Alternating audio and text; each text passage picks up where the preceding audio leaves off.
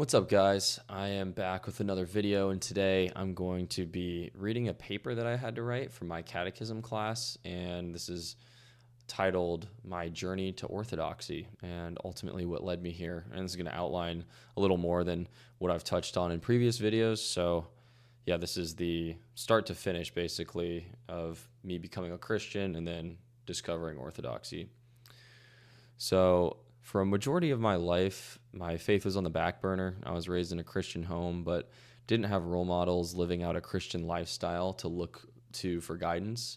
And my mother's Taiwanese. She came to the States for university and met my father, and within a few years, they were married. And even though only about 5% of Taiwan is Christian, my mom was the Christian in the relationship, and my dad converted once they were married. And my dad always talked about how growing up, he didn't really have exposure to Christianity, but he always saw how the Christians that he knew always just seemed to have a light about them. And later, he put the pieces together that, all these people had their faith in common. And my dad always made a point to encourage me when pursuing his faith, but he's yet to really take his own seriously.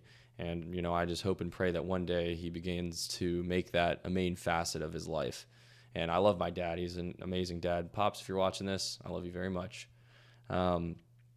Since my mom wasn't raised in the U.S., she wanted my brother and I to have an American upbringing. And she let my dad kind of take the reins when it came to parenting. And I can only recall a few times that my mom really spoke about her faith. But when she did, it was always very powerful and encouraging. So growing up, I went to youth groups on and off through a non-denominational church.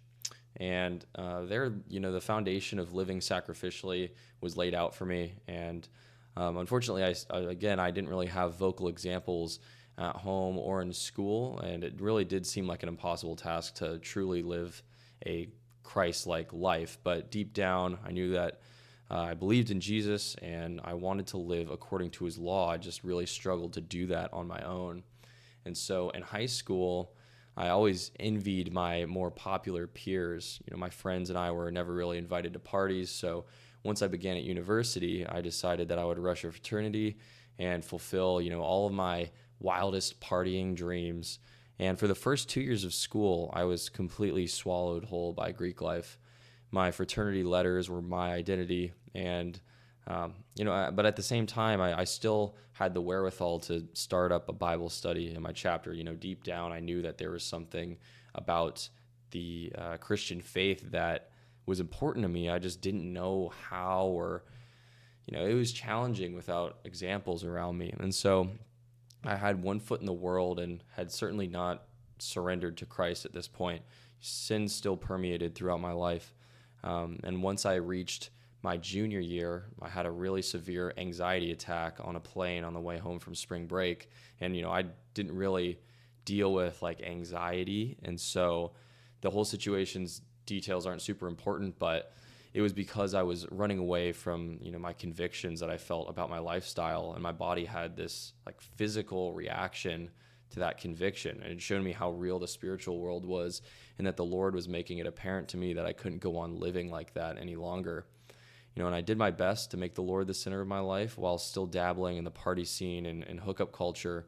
And that doesn't sound like much of an adjustment, but given where I was before, this was a huge shift in my mindset. And during this period, I'd been applying to internships and settled on moving to a particular city. And I knew that it was a very large city with a large Christian population, and I knew I was like, hey, I'm going to go surround myself with a bunch of Christians. That will be healthy for me. So that summer, moved there, began attending a mega church per the suggestion of women on dating apps. Yes, that is real.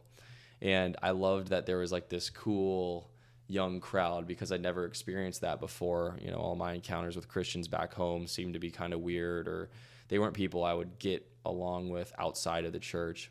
Little did I know that the church that's what's so unique about it, is that you do cross paths with people you wouldn't normally be friends with. But I came to this realization later on.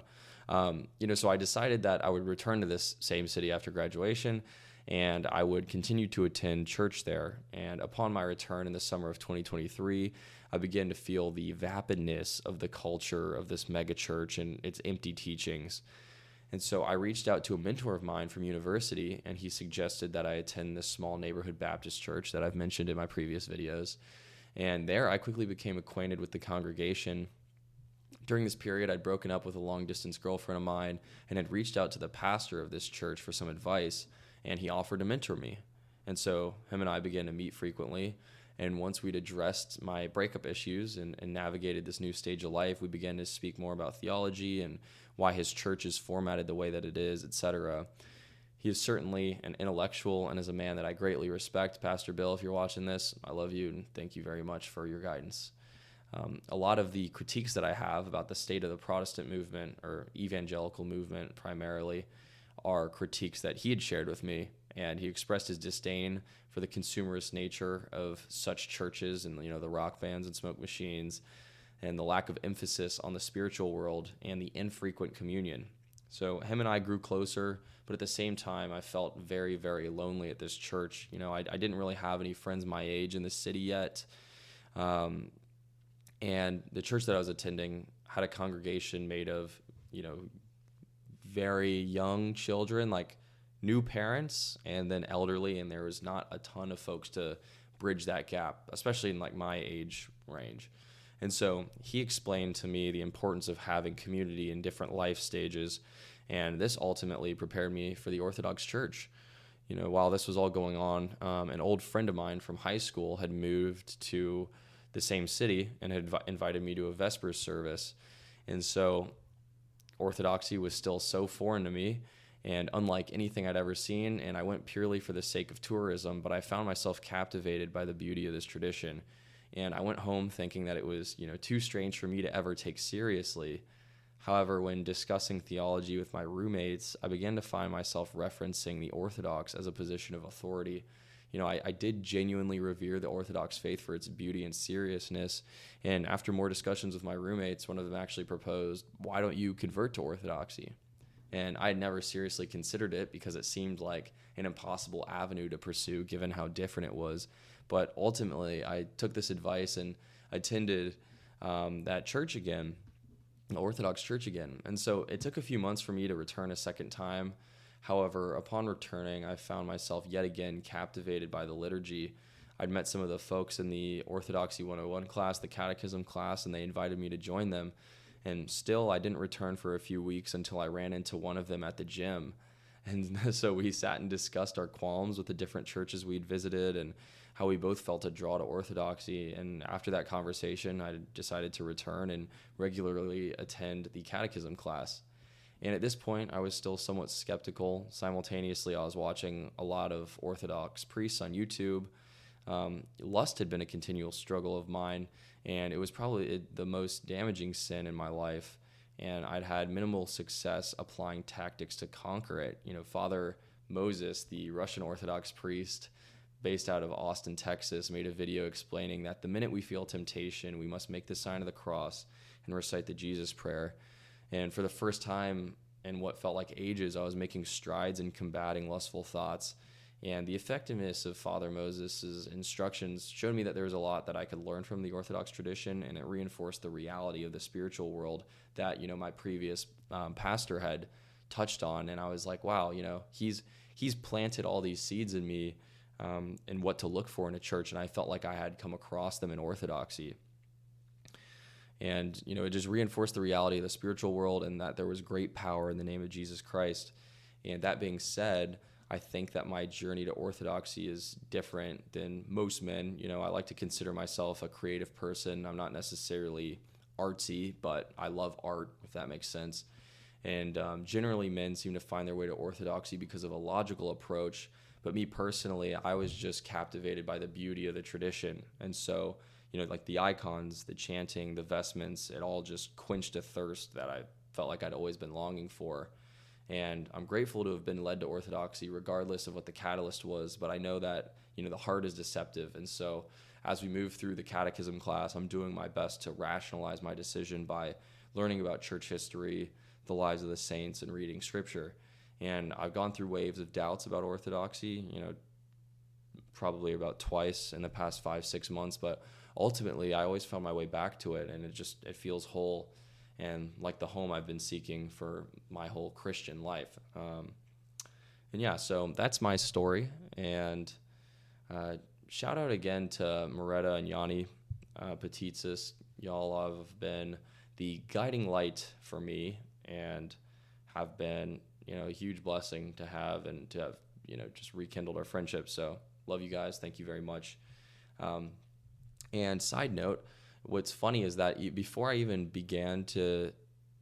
stepped foot in an Orthodox church, like a year before, while I was still in university, I was listening to Orthodox chants on YouTube. And that was another part. The musical worship's so beautiful. I think that, I just have always had this longing for something more traditional, more serious. And Orthodoxy, even just from the surface, seemed to fulfill that. And so now I'm going through the catechism course and learning as much as I can and trying to really understand the depth and the intricacies of this faith, and obviously the differences from my Protestant background, which is, what my previous videos have been about.